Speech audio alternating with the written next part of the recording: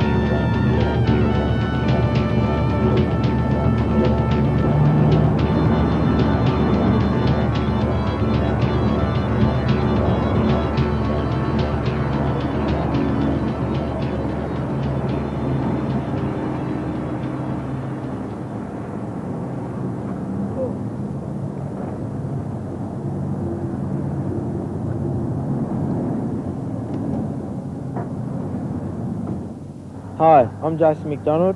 I'm 17 and I live in Sydney.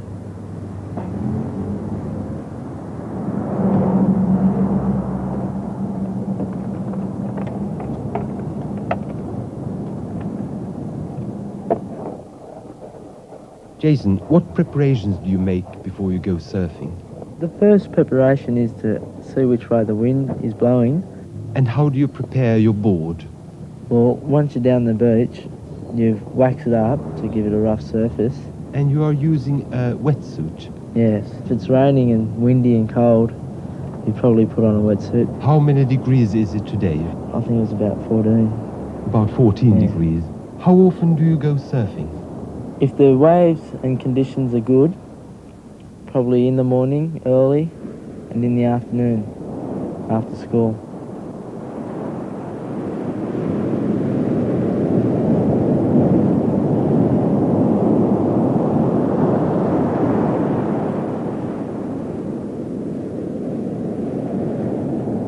Can you explain how you make a surfboard? Yes, well, firstly, you actually shape the surfboard, which is what we have here. And you shape it down, you get it to the right thickness according to the person's weight.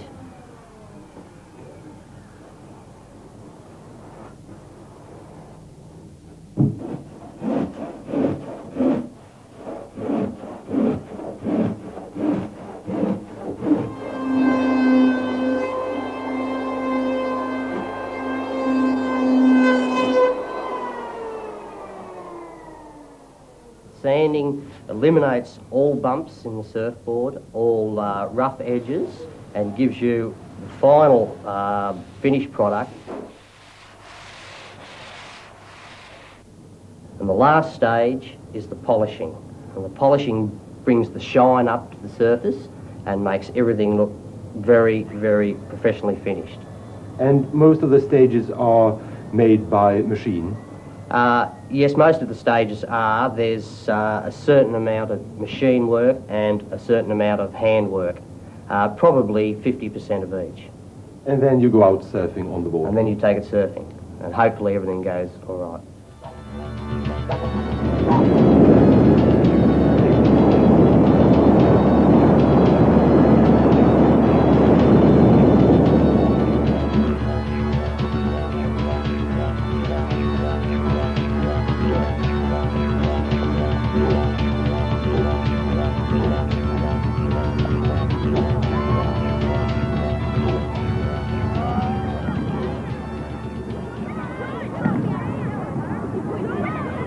Hello, my name is Tina Fadjikov and I was born in Sweden in Södertälje, but my parents are from Finland and my name is Russian. However, I've lived here for 17 years.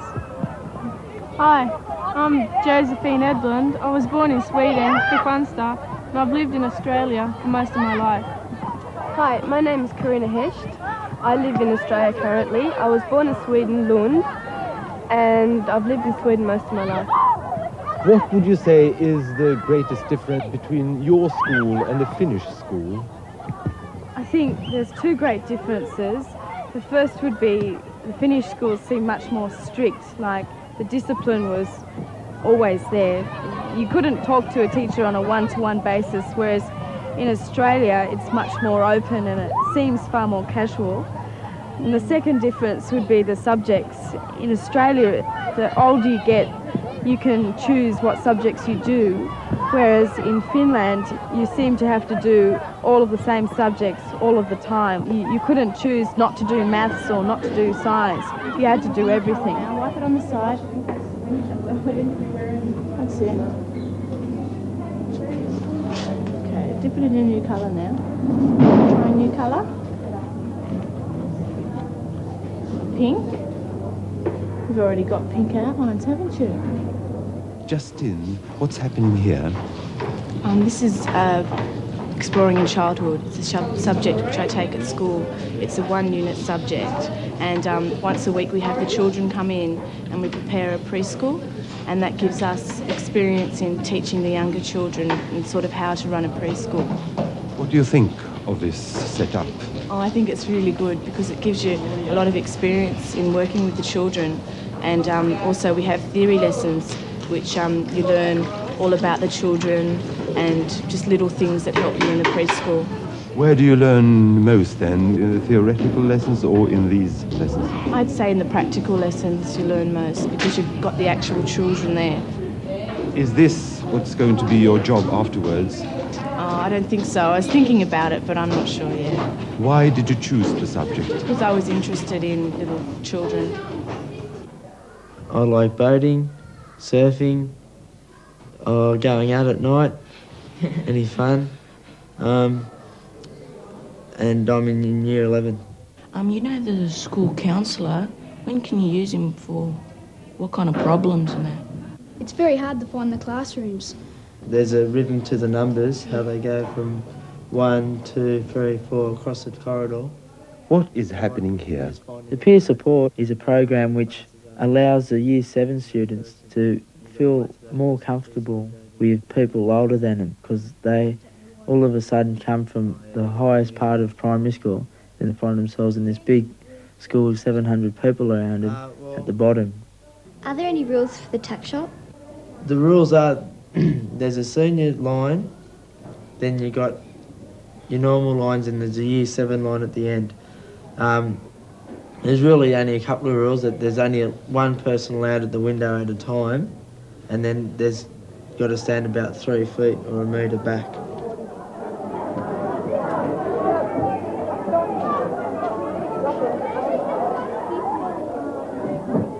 Is there a free school meal? No, there's not. You have your 2 breaks and you just have to buy your own food from the canteen where they have lots of different varieties of food, like mainly rolls, sausage rolls and drinks and chips. That's the main thing. I usually make my own lunch because it's too expensive to be able to buy it every day.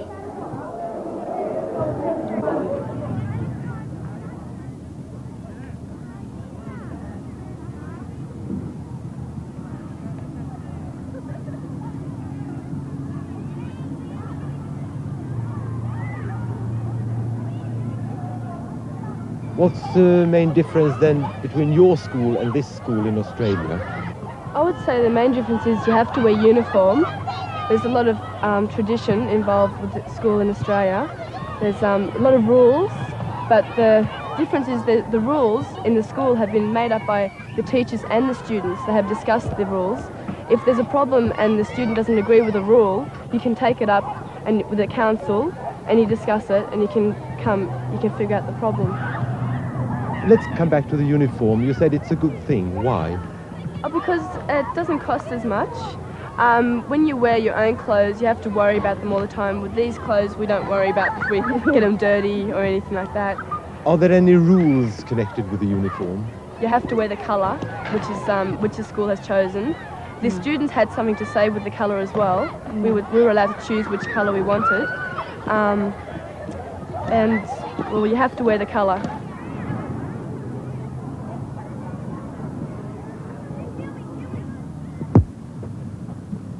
Beautiful. Okay, we're going to try a torpedo punt here, which is one of the ways of getting the ball down the field a long way in Australian rules. We angle the ball away from the body on the kicking side. We angle it down at 45 degrees, drop it onto the foot, onto the top of the foot, and it should spiral off aerodynamically and go a long way. Let's see if I can do it. Prize for somebody who catches that. Jason, would you like to have a go? Grab the ball. I'll just show you how to hold it. Right, move that hand down there. Angle it that way. Away you go. Better than mine. Candy, would you like to have a turn? Here we go. Here we go. You're right-handed, right-footed. That's right. Oh. Right.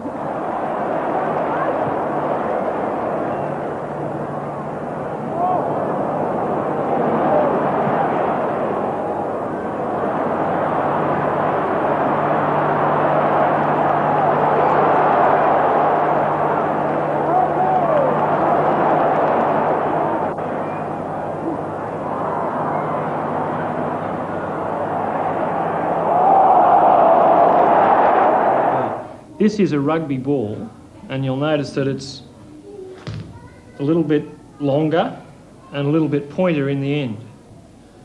It's narrower here, and this is thicker here. So this is shorter and rounder in the ends. They're also coloured red. So in Aussie rules we have 18 aside, and this is how they line up on the field. The field is an oval shape, like a cricket ground, like the Melbourne cricket ground or the Sydney cricket ground as they're now playing on. And they play 18 aside. We have 5 rows of 3 players, full-backs, half-backs, centres, half-forwards and full forwards. That's with the white team running down.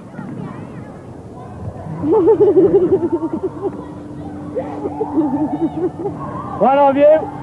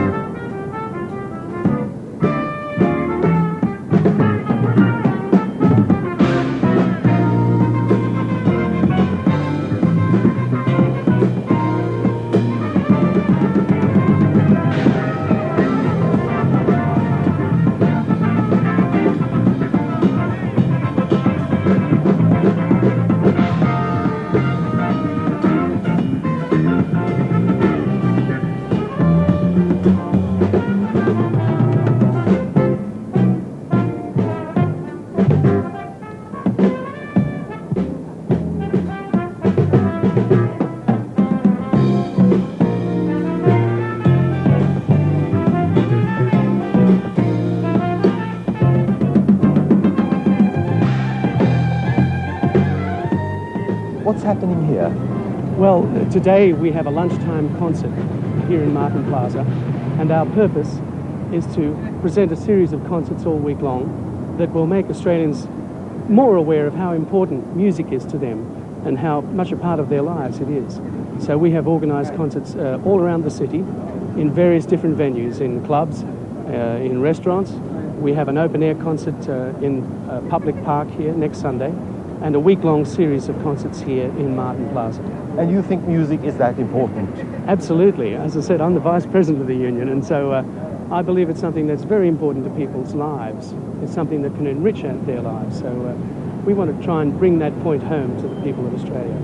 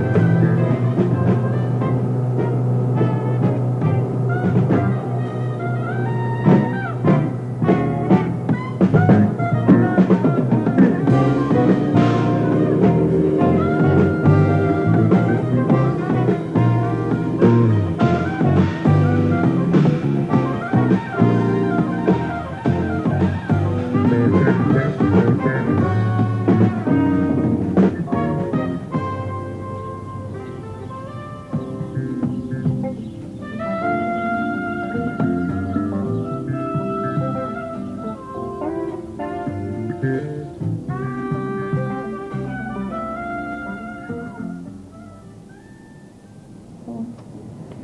it. Addie, what's your job here? I'm a zookeeper here in the orphanage. I look after the animals on the farm, or the domestic farm animals, and the Australian native animals which we have on the farm and here in the nursery. What's the animal called that you're holding in your lap? This is a common wombat. He's a male, and he's a marsupial. Marsupials have pouches.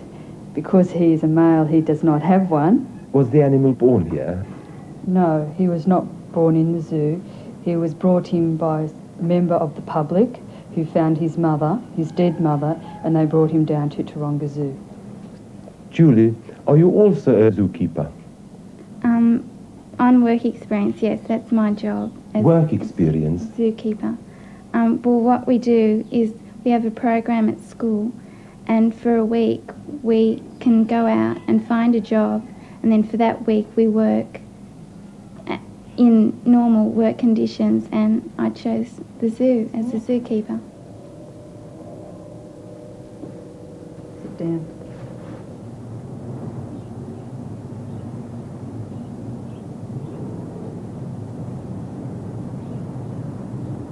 What Australian animals are there at the zoo?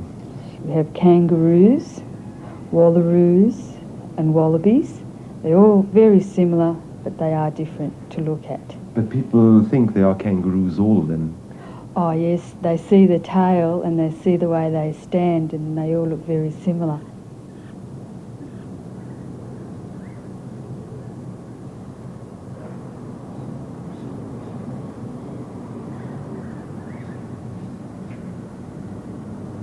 We have dingoes.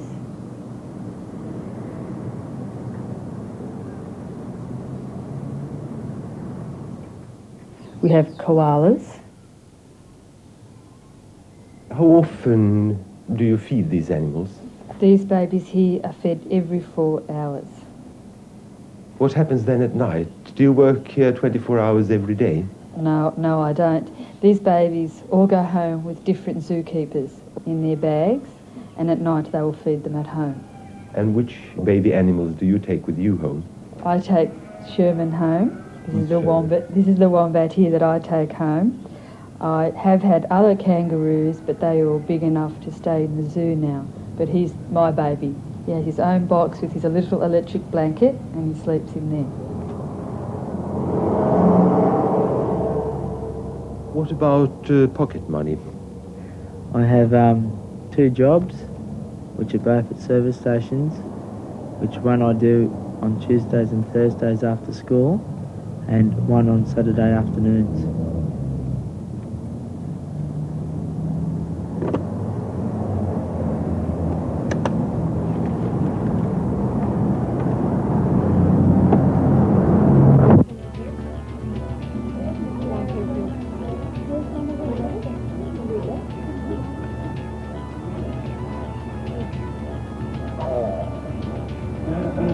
Oh, don't do it to me. When is barbecue time? Which is around Christmas time, holiday time, which where the weather's nicer to hold a barbecue, because And everyone's celebrating too, because of Christmas. you can't hold a barbecue so much in winter, because if it rains, there goes your barbecue, because most barbecues are outside and people, like to sit outside in the sun. Who cooks the meat? Dad. My dad. Jason's dad. Yeah, at a lot of the barbecues, the men cook the meat more than the women do. What do the women do then? They make the salads and fuss and that sort of thing, set up the table and all that sort of thing. Sit down and talk. Yeah, it's mainly the man who cooks the meal.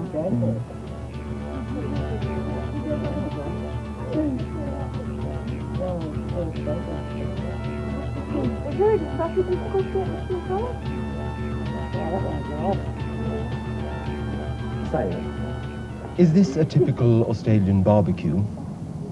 Not so much typical Australian barbecue, because there's usually a lot more people at a barbecue, and more alcohol and that's been drunk and sort of goes on till later on into the night if it starts midday. Usually they finish around about 6 or something like that.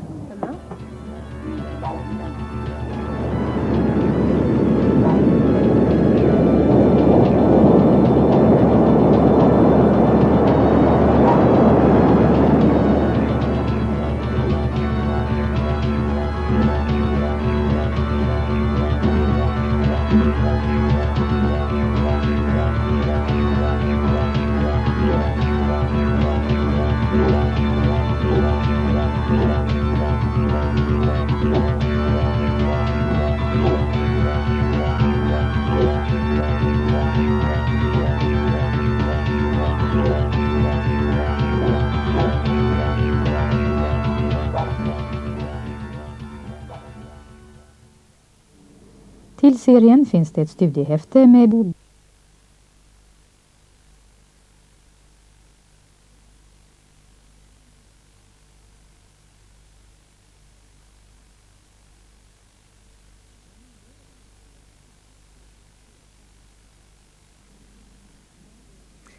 Jimmenbuen är namnet på en fårfarm i sydöstra Australien. Och där bor David Glasson, hans hustru Jane och deras 2 barn. Vi ska idag besöka familjen Glasson i det 3:e dokumentärprogrammet i serien Young Australia, det unga Australien. Men först en kort inledning av seriens producent Eskil Garkubring.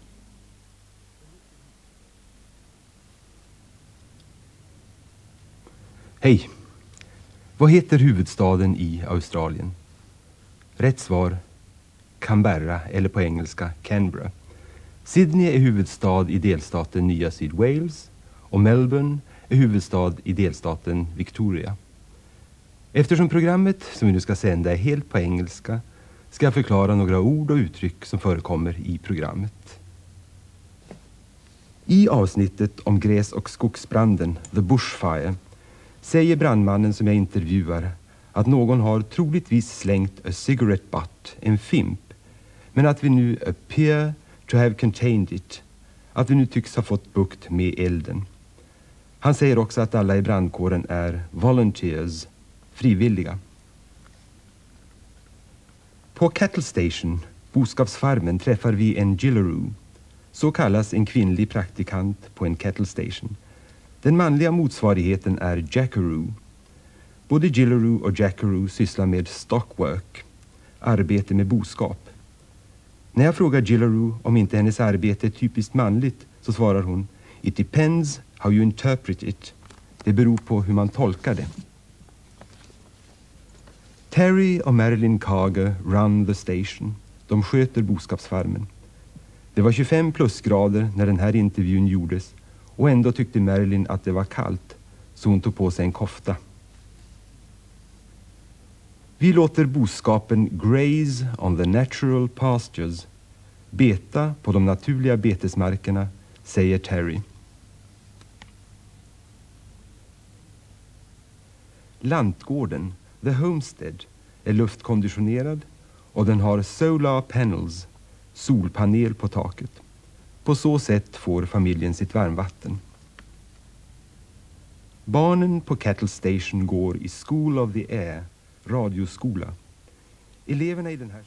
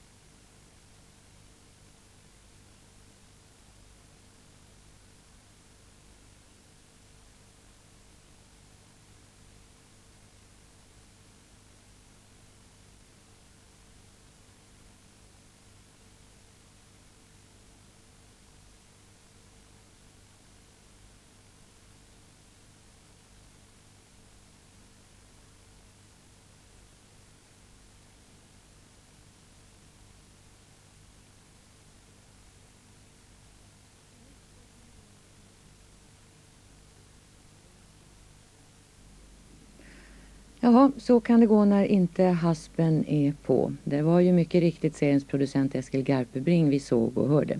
Men det var tyvärr fel avsnitt som vi körde fram. Och för att ni nu verkligen ska få de ord och översättningar som ni behöver så tar vi det en gång till. Vi ska alltså besöka Jimmenbuwen Sheep Station i sydöstra Australien.